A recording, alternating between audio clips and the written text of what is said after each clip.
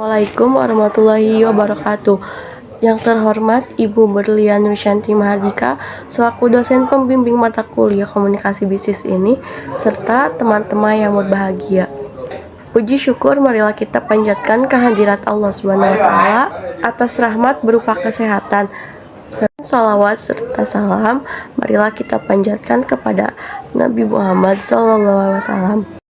Sebelumnya, perkenalkan saya Siti Nuria Rosulia sebagai moderator yang akan memimpin jalannya diskusi kali ini. Topik yang akan kami bahas yaitu mengenai efektivitas dan hambatan-hambatan komunikasi, komunikasi verbal dan nonverbal, serta komunikasi interpersonal dalam bisnis.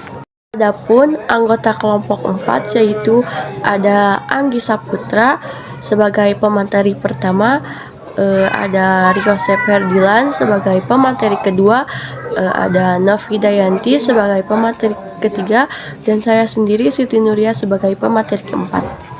Saya sampaikan sendiri, di sini ada efektivitas komunikasi. Efektivitas komunikasi adalah proses pertukaran informasi, ide, atau perasaan yang menghasilkan perubahan sikap dan terjalinnya hubungan baik antara pemberi dan penerima pesan.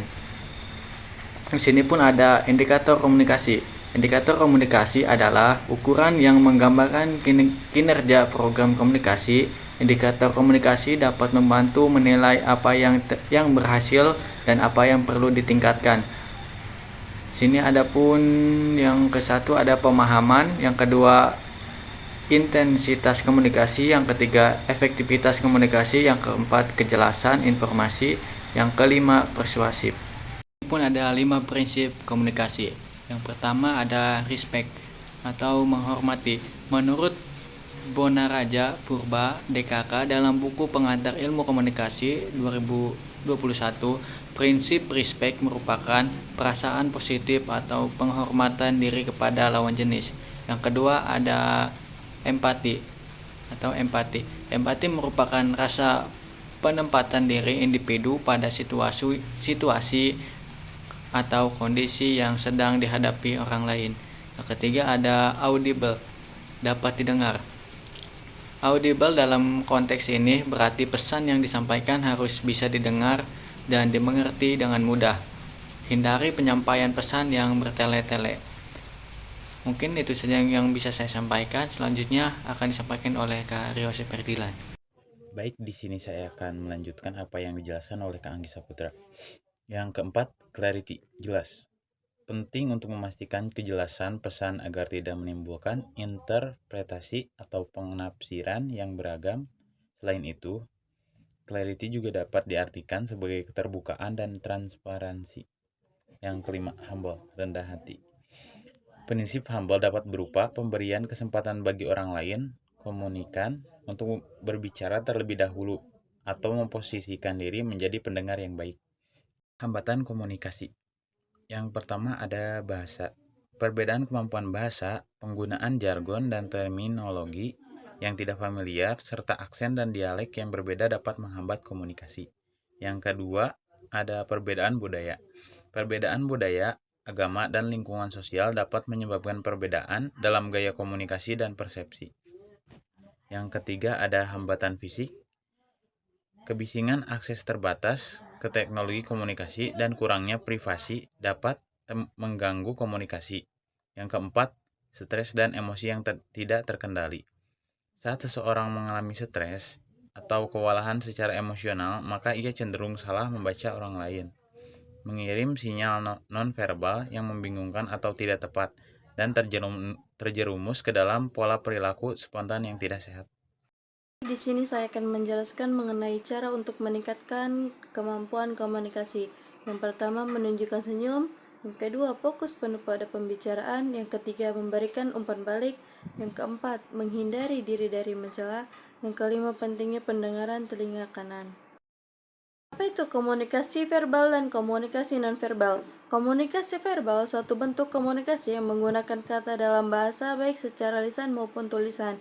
Tujuannya adalah menyampaikan pesan secara jelas dan tegas. Dan apa itu komunikasi nonverbal? Komunikasi nonverbal adalah suatu bentuk komunikasi tanpa menggunakan kata namun menyampaikan pesan tertentu. Komunikasi nonverbal biasanya disampaikan melalui simbol yang ditunjukkan melalui gestur atau hal lain selain kata-kata. Yang selanjutnya, situasi yang harus diperhatikan saat berkomunikasi. Saat komunikasi verbal, yang pertama nada bicara, yang kedua penekanan kata, yang ketiga ekspresi dan bahasa tubuh, yang keempat perbedaan bahasa, dan yang terakhir penggunaan jangan. Dan saat komunikasi nonverbal, yang pertama gestur, yang kedua ekspresi wajah, dan yang ketiga bahasa tubuh, yang terakhir penampilan. Di sini saya akan menjelaskan tentang komunikasi interpersonal dalam bisnis. Jadi, komunikasi interpersonal dalam bisnis adalah proses pertukaran antara individu dalam lingkup profesional, baik secara verbal maupun nonverbal. Komunikasi ini merupakan pondasi untuk membangun hubungan yang kuat dan efisien, serta berperan penting dalam kesuksesan bisnis. Di sini juga ada definisi komunikasi interpersonal menurut para ahli. Yang pertama ada Erwin Lopez. Komunikasi interpersonal atau komunikasi antar pribadi menurut Erwin Lopez yaitu adalah proses komunikasi antara dua orang atau lebih secara tatap muka. Dan yang kedua ada Barlun mengatakan bahwa komunikasi interpersonal sebagai pertemuan dua orang atau lebih yang terjadi secara spontan dan tidak terstruktur. Dan yang terakhir ada menurut Everett M. Roger. Beliau berpendapat bahwa komunikasi interpersonal adalah komunikasi dari mulut ke mulut yang terjadi dalam interaksi tatap muka antar beberapa individu. Selanjutnya ada ciri-ciri komunikasi interpersonal.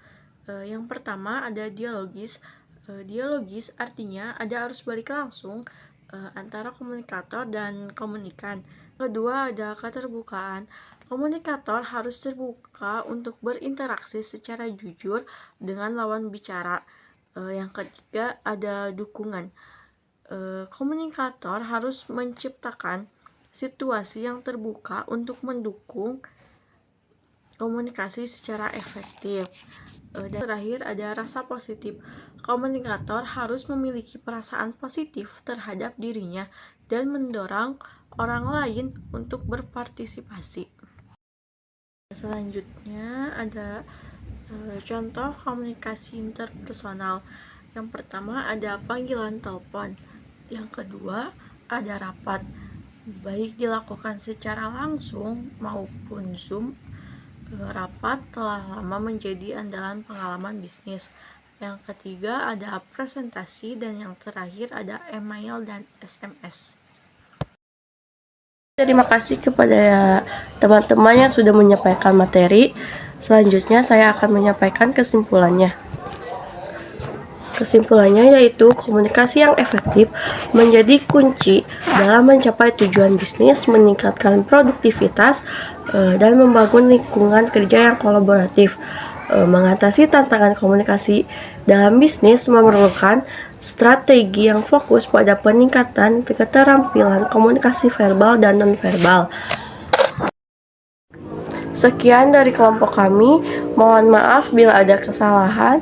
Kami dari kelompok 4 pamit undur diri.